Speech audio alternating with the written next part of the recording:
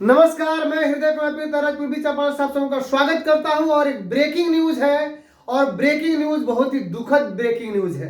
कैसे बताऊं, कैसे सुनाऊं आप सबों को ये ब्रेकिंग न्यूज? क्योंकि शिक्षा विभाग, बिहार सरकार के शिक्षा विभाग में एक जो मैंने कल एक वीडियो बनाया था, आप सबों ने देखा होगा। और उसमें मैंने कहा था कि समिति गठित कर दी गई है। समिति क्यों गठित की गई है? अब शिक्षा विभाग ने निर्णय लिया है कि जो शिक्षक असफल हो जाएंगे, परीक्षा में भाग नहीं लेंगे, उनकी सेवा समाप्त कर दी जाएगी। ये सबसे ब्रेकिंग न्यूज है। लेकिन मैं क्या करूं?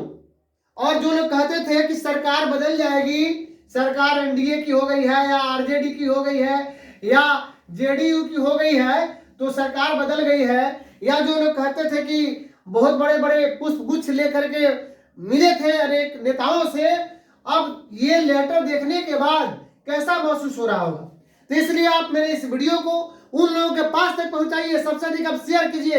अगर आप मेरे चैनल पर नए हैं तो सब्सक्राइब कीजिए और फॉलो बटन जरूर दबाइए और बेल आइकन जरूर दबाइए। अगर फेसबुक पर देख रहे हैं तो फॉलो कीजिए, यूट्यूब पर देख रहे हैं तो बेल आइकन दबाइए। और देखिए लेटर में क्या कहा गया है। महोदय, मैंने बताया था कि 1 तारीख को समिति गठित कर दी गई। क्यों गठित की गई? क्योंकि 1 तारीख से आपका आवेदन शुरू होना था रजिस्ट्रेशन। और जब पटना में रिपोर्ट पहुंचा कि रिपोर्ट नगण्य है, उस परिस्थिति में एक समिति का गठित किया गया, एक समिति गठित की गई जिसमें आप ही के नियमावली, विशिष्ट शिक्षक नियमावली के कंडिका 13 के तहत समिति गठित की गई। और सक्षमता परीक्षा नियम 4 के तहत उसमें कहा गया था कि बिहार सरकार के द्वारा जो कमेटी गठित की जाएगी वह अलग से निर्णय लेगी। तो समिति तो गठित हो गई थी, जिसमें 5 सदस्य थे, जिसमें एसीएस है यानी अपर मुख्य सचिव, बीएससीबी के चेयरमैन हैं, डायरेक्टर एससीईआरटी यानी state council of education research training के जो डायरेक्टर हैं, प्राइमरी एजुकेशन के यानी प्राथमिक शिक्षा के डायरेक्टर, माध्यमिक शिक्षा हायर एजुकेशन के डायरेक्टर, ये 5 आदमी उस समिति में हैं। और आज जो है 3/2/2024 को निर्णय उन लोगों ने ले लिया है कि जो शिक्षक सक्षमता परीक्षा नहीं बैठेंगे या 3 चरणों में परीक्षा में बैठते हैं, अगर फेल हो जाते हैं तो उनकी नौकरी या सेवा समाप्त कर दी जाएगी। आइए इसमें विस्तृत रूप से हम देखते हैं कि परीक्षा 4 चरण में होगी और 26 फरवरी 2024 से परीक्षा आयोजित की जाएगी। और परीक्षा पहले कहा गया था कि 3 ही अटेम्प्ट आपके पास है, 3 अटेम्प्ट। लेकिन 4 चरण क्यों? क्योंकि हो सकता है किसी एक अटेम्प्ट में किसी व्यक्ति की जिसकी परीक्षा हो सकता है तबीयत खराब हो जाए, दुर्घटना हो जाए किसी कारणवश, तो इसलिए चरण 4 कर दिया गया।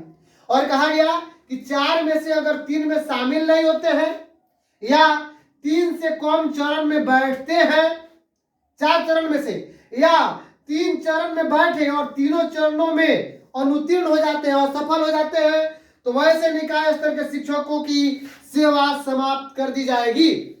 तो ये सबसे ब्रेकिंग न्यूज है। तो अगर आप मेरे चैनल पर नए हैं तो प्लीज मेरे चैनल को सब्सक्राइब जरूर कीजिए, लाइक शेयर कमेंट कीजिए, इसको सबसे अधिक शेयर कीजिए, फेसबुक पर फॉलो कीजिए। और वो मैं पत्र पढ़ना चाहता हूं कि 3 नंबर आज का जो बिहार सरकार शिक्षा विभाग की तरफ से निकला हुआ है, जिसमें श्री के पाठक जी भारतीय प्रशासनिक सेवा के हैं, श्री आनंद किशोर भारतीय प्रशासनिक सेवा के हैं बीएससीबी के जो चेयरमैन, श्री सज्जन आर भारतीय प्रशासनिक सेवा के जो डायरेक्टर हैं, एससीईआरटी के श्री कन्हैया प्रसाद श्रीवास्तव जो प्राथमिक शिक्षा के आप डायरेक्टर हैं, और श्री कन्हैया प्रसाद श्रीवास्तव, अच्छा वो वही माध्यमिक शिक्षा के भी।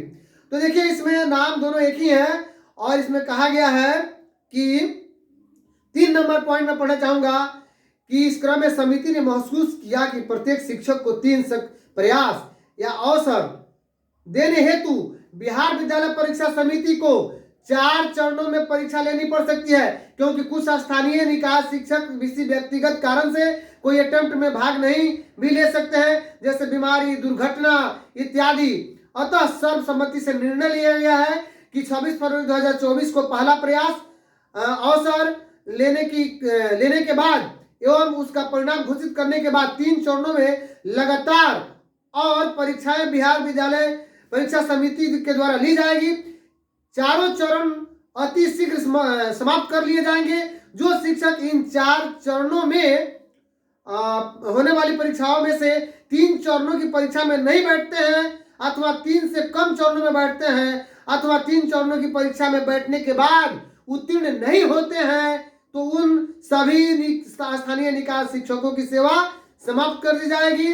और इस पर आपके माध्यमिक शिक्षा के डायरेक्टर का, प्राथमिक शिक्षा के डायरेक्टर का, साथ ही में बता दूं बीएससीबी के चेयरमैन साहब का और एससीईआरटी के जो चेयरमैन उनका और बिहार शिक्षा विभाग के अपर मुख्य सचिव साहब का सिग्नेचर है।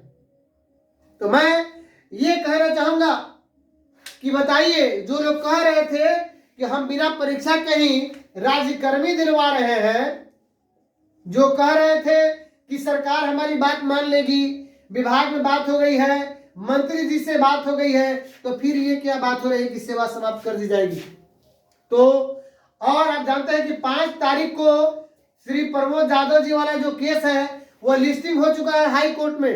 शायद 5 तारीख को सुनवाई है उसकी। हाँ, एक बबीता चौरसिया केस जो है वह आप सबों के लिए, हम सबों के लिए क्या है, एक आशा की किरण है जो आपको और हमको सबको मजबूती प्रदान करती है ना।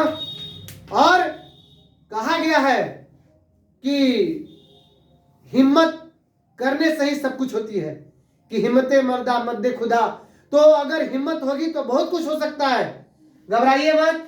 लेकिन इस तरह के जो पत्र और समिति के द्वारा जो निर्णय लिए गए हैं यह नियोजित शिक्षकों के लिए दुर्भाग्यपूर्ण है। अब आगे जो भी हो, 17-18 साल नौकरी करने के बाद 52 साल की उम्र में, 55 साल की उम्र में हमारे शिक्षक उमेश चौधरी जी जैसे लोग ये सक्षमता की परीक्षा देने वाले हैं। मैं क्या कहूं।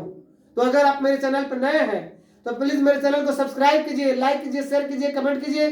फेसबुक पर देख रहे हैं तो आप मुझे फॉलो कीजिए, लाइक शेयर कमेंट कीजिए, सबसे अधिक शेयर कीजिए। मिलते हैं नेक्स्ट वीडियो में, तब तक के लिए थैंक यू।